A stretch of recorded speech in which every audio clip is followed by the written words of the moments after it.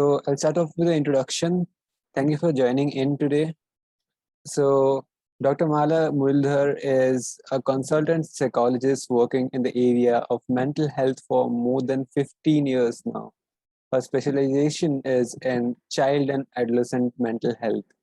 She runs a clinic called Mindsights where she practices regularly, also works with corporate hospitals like Manipal Hospital, Scadabams, and a neuropsychiatric hospital in Bangalore. She has worked in the corporate sector with Biocon and HCL, as well as been associated with mental health collectives like RSIK. She has also worked with schools in raising mental health awareness. She has her expertise in CBT, DBT, psychodynamic therapies, and other supportive therapies. She treats adolescents and adults with several mental health conditions like depression, anxiety, personality disorders, substance abuse, and relationship abuse using eclectic approaches. We're glad that Dr. Mala accepted our invitation to talk here, and the stage is yours. Thank you, Ankush, for the nice introduction, and thank you, Project Encephalon, for giving me this opportunity to be with you all here. What is it that we are trying to, what is my topic here? So I am trying to be here to help you all understand about stress and how it impacts our mental health, stress and mind.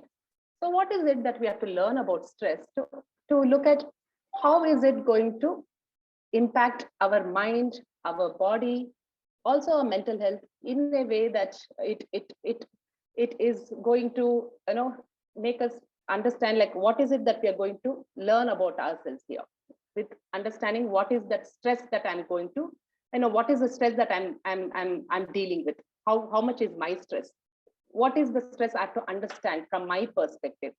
So just moving to this slide, I think if you just give a minute to look at this memes, I think all of us will be relating to one or the other of this memes, right? Just take a minute to look at this. I'm so stressed that relaxing makes me more stressed because I'm not working on what's making me stressed. So this is something all of us commonly go through in our everyday lives.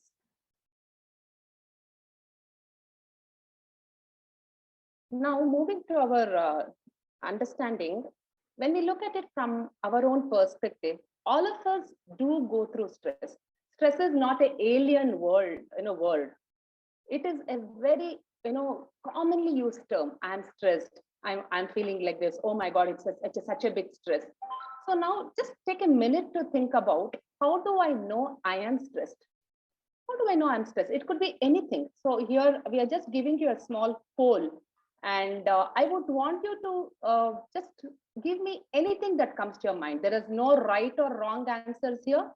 You can just key in or type in whatever comes to your mind with this question in front of you. How do I know I am stressed? So here, Ankush, I would request you to present the poll to the audience.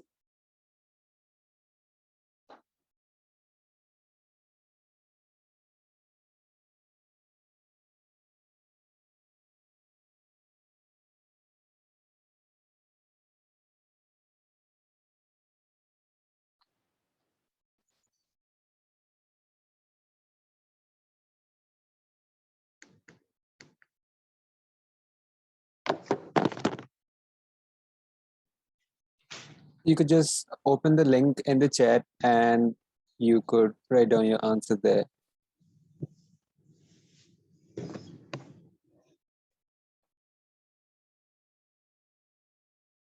Should I stop sharing, Ankush, if you want this screen? No, I think.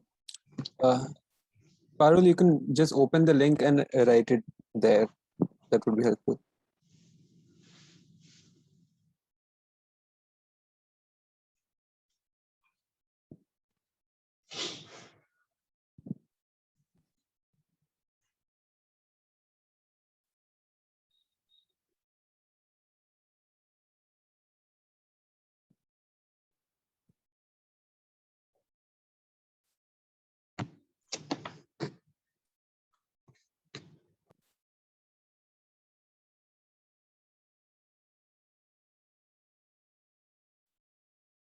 We don't have any inputs yet. Mhm.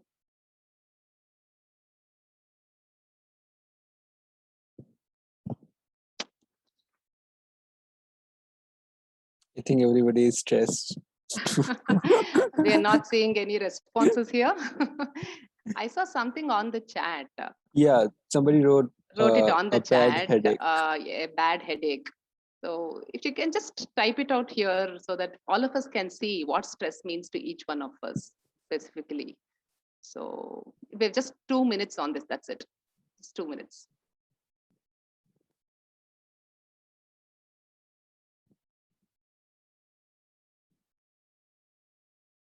Mm. Somebody else wrote nerves crushing. I think they're writing it on the chat.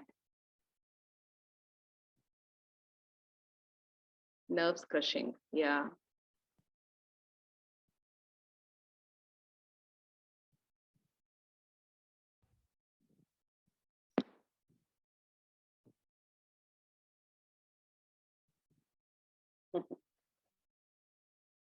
Somebody else is writing visit from relatives stresses me. Very good. That's a very interesting response. Yeah, unable to concentrate. Hmm. Yeah, good.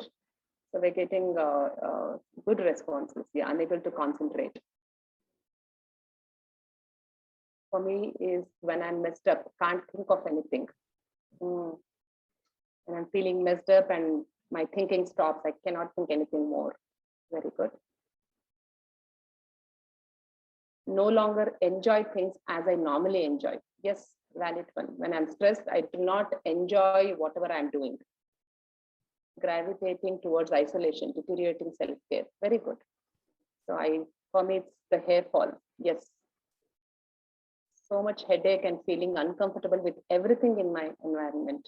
Very good. So we see a lot of responses coming, which comes to pointing out different ways that we can experience stress. Too much hair loss and deprived sleep. Yes, I think many of us can relate to most of the things that people are typing in here. Each of us go through one or the other ways of how we, deal with stress or how we experience stress.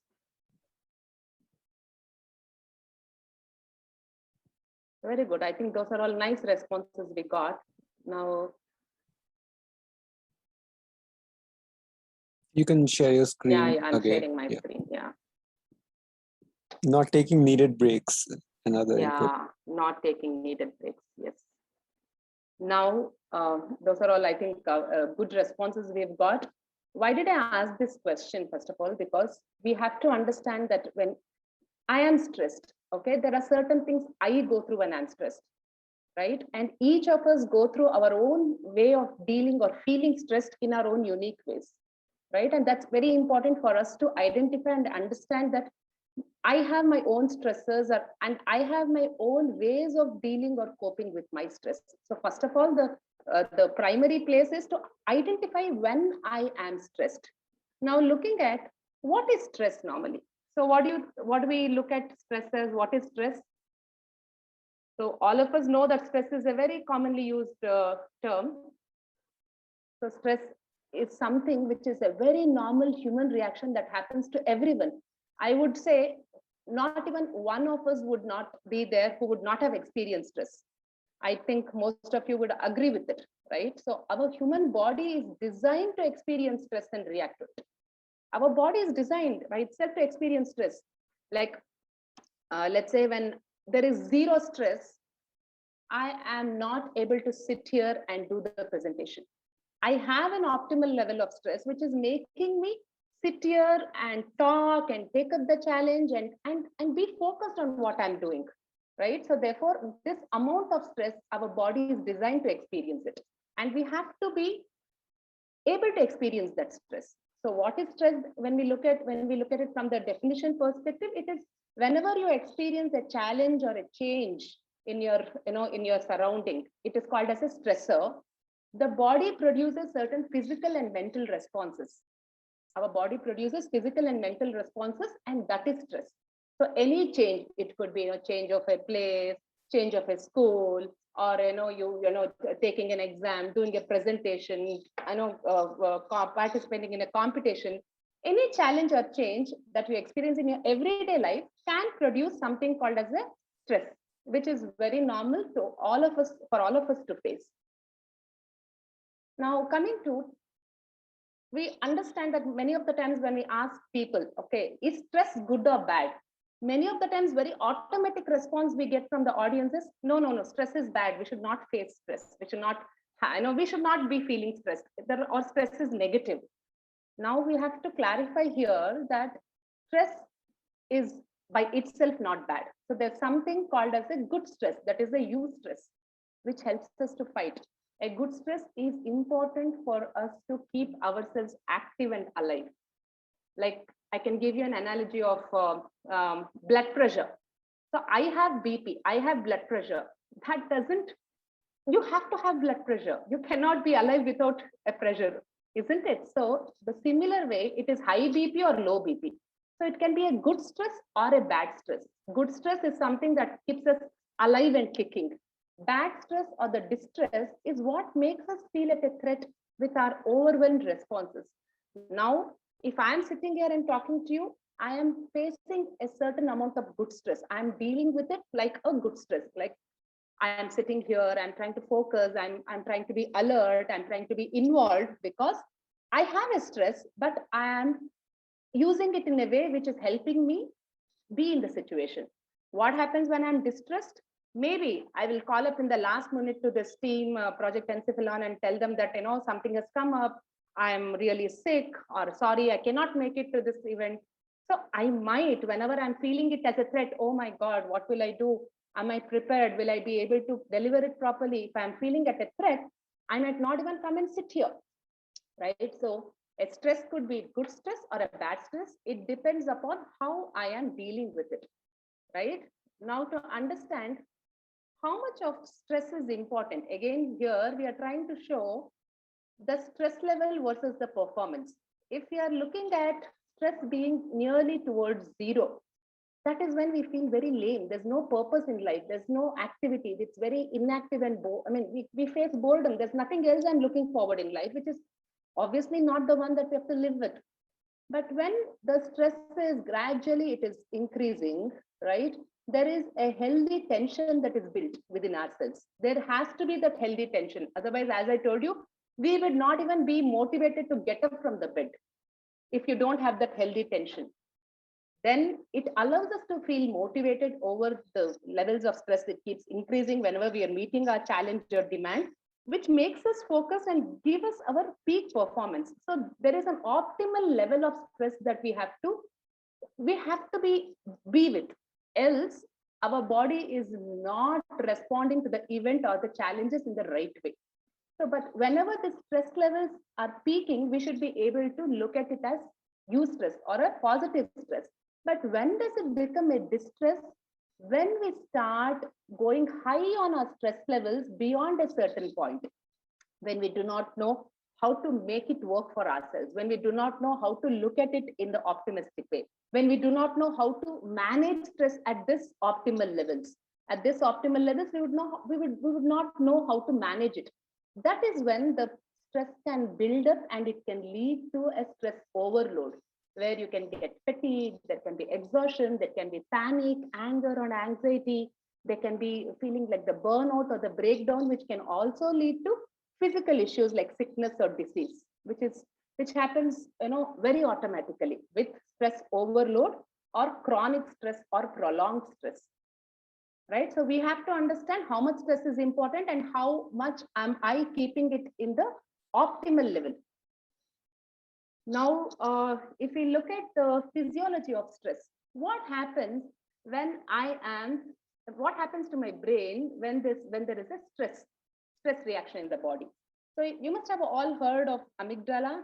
This is an area of the brain that contributes to the emotional processing. So whenever there's a stress, that is when we perceive a situation as a demand or a challenge, there is a distress signal sent to the hypothalamus. And what is hypothalamus?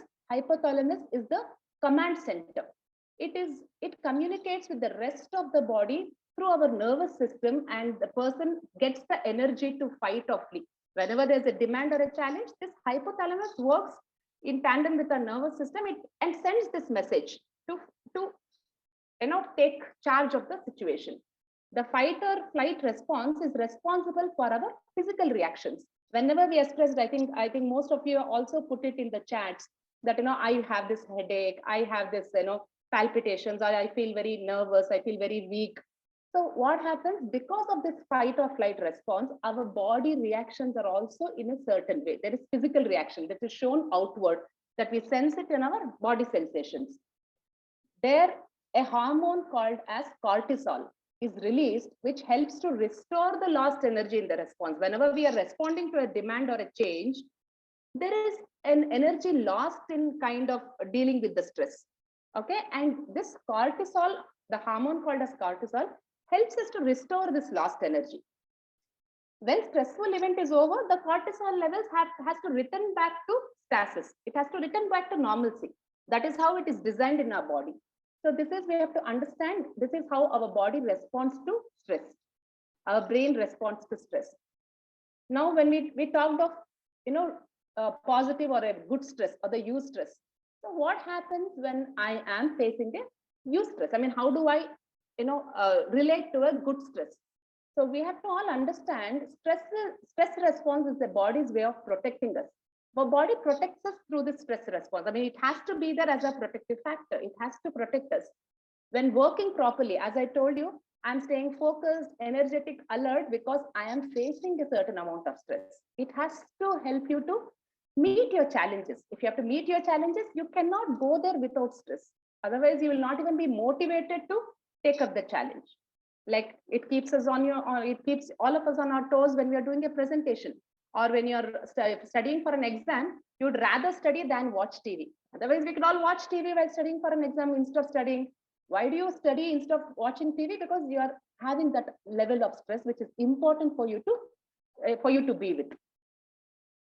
Now, when does it become a distress? We have to understand that the eustress or the good stress can become a distress by getting into certain ways of perceiving the demand or the challenges. When we are seeing that when at a certain point stress stops becoming helpful. We saw in that curve, after that optimal level, it starts dropping. That is, the productivity starts dropping, and it can cause major damage to health and your mood, productivity, relationships, quality of life, because this level, when you do not know how to manage it to optimal levels, it starts to affect different areas of your health and your emotions.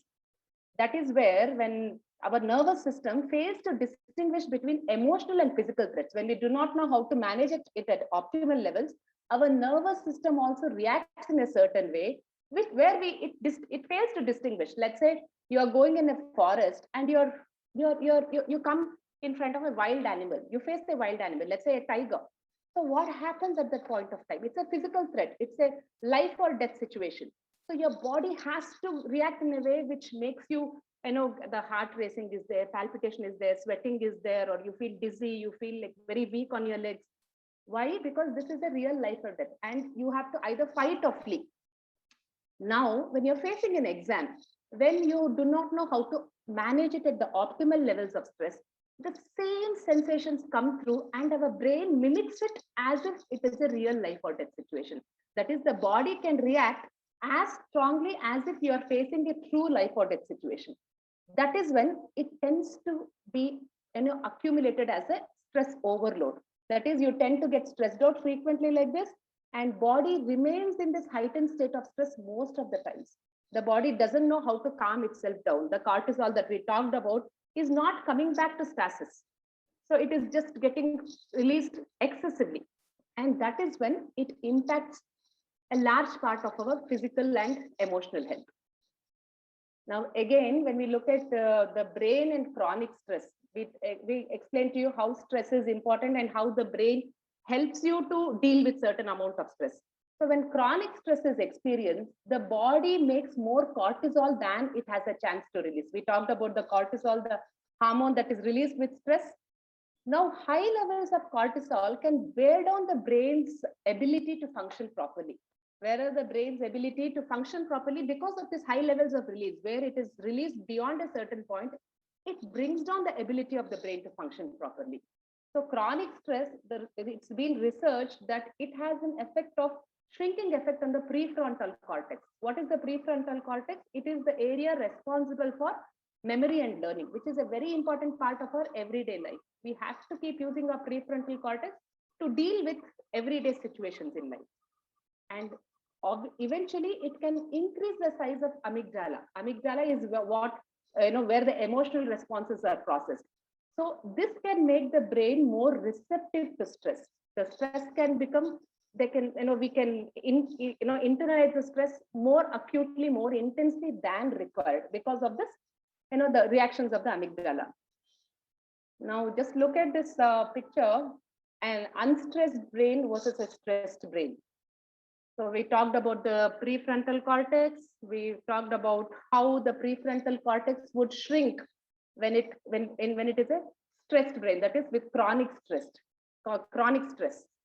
And the amygdala also enlarges over a period of time. So here there is tight control of thoughts, actions, and emotions. When the amygdala shrinks or the increases or enlarges, or the prefrontal cortex shrinks, over a period of time of prolonged stress, we have weaker control on our thoughts, emotions, and actions, which can lead to this chronic stress symptoms. That is, you tend to it disrupts our systems in the body. It can suppress your immune system. It can upset your digestive and reproductive system. It can increase the risk of heart attack and stroke, speed up the aging process. It can even rewire the brain, where the brain doesn't know how to read the situation. It takes everything in an exaggerated way. Okay, and it can make you more vulnerable to anxiety, depression, or any other mental health conditions. So this is the effect of chronic stress. Just to leave you with the slide, if you look at the symptoms of stress overload, whenever we are overloaded with stress, these are some things that all of us can go through. I think even in the chat, when we asked you to identify your own, how do you identify stress in yourselves? Some of this, I think people pointed out here. There are cognitive symptoms, there are emotional symptoms, there are physical symptoms, there are behavioral symptoms.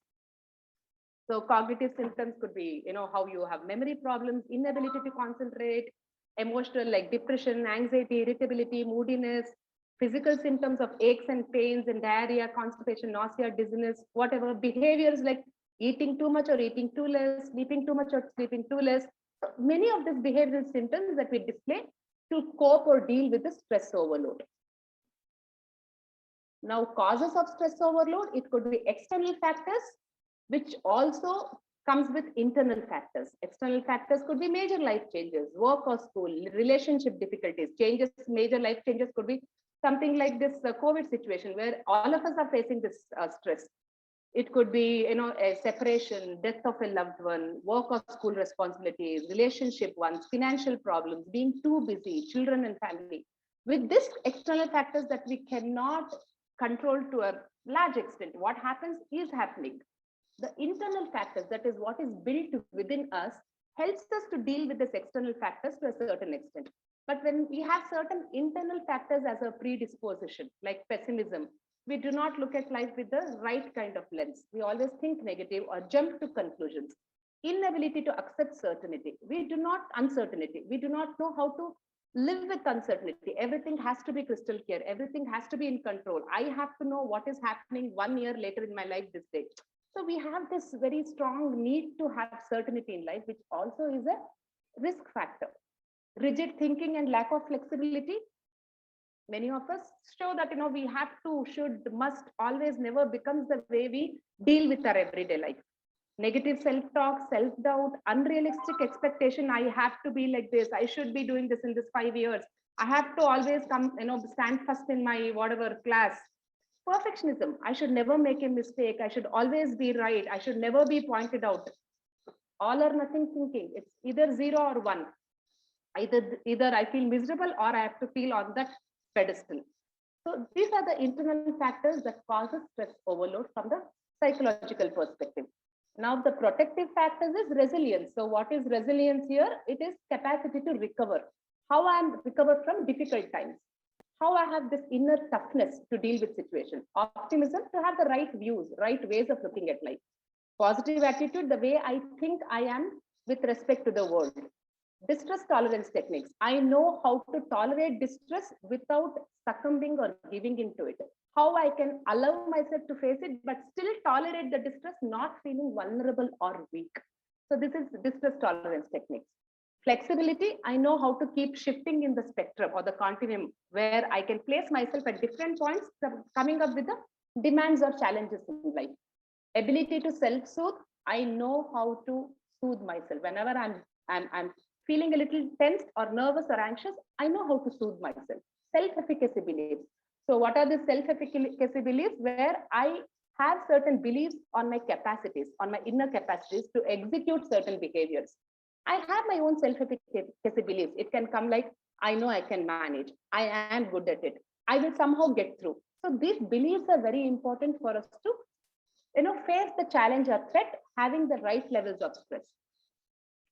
How to manage stress, it comes to, that is stress tolerance, we call it as, having a good support network, your sense of control, like how you are confident in understanding, okay, what is good for you, what is it that I need to do, what is it that I have a control on things, how I have this ability to influence events, coming with my own sense of control. Your attitude and outlook. How do I have my own attitude and outlook towards the life, which makes me get into situations with the right perspective? Your ability to deal with your emotions. How do you know? How do you know how to, ability to soothe yourself, calm yourself, be kind to yourself, be empathetic to yourself? These are the skills that you have to learn to deal with your emotions.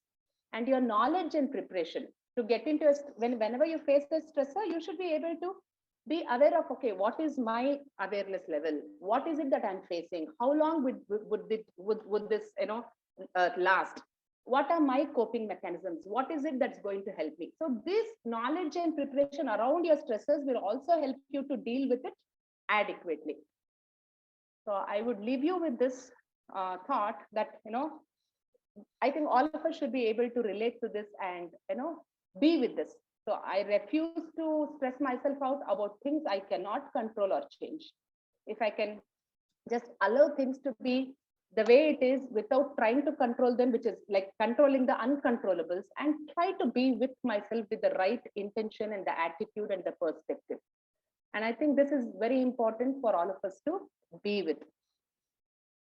And thank you for giving me this opportunity. And I hope at the end of the presentation, you're not feeling like this. Thank you.